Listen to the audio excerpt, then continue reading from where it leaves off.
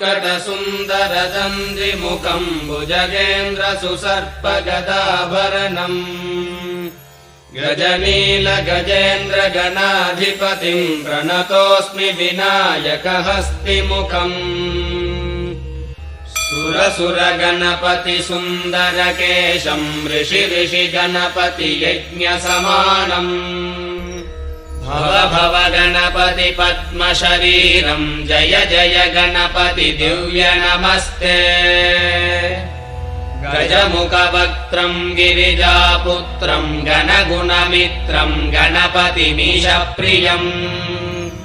करधृतपरशुम् गङ्गणपाणिम् कपलितपद्मरुचिम्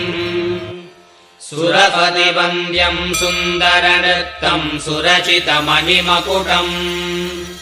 प्रणमत देहम् प्रकटितकालम् षड्गिरिता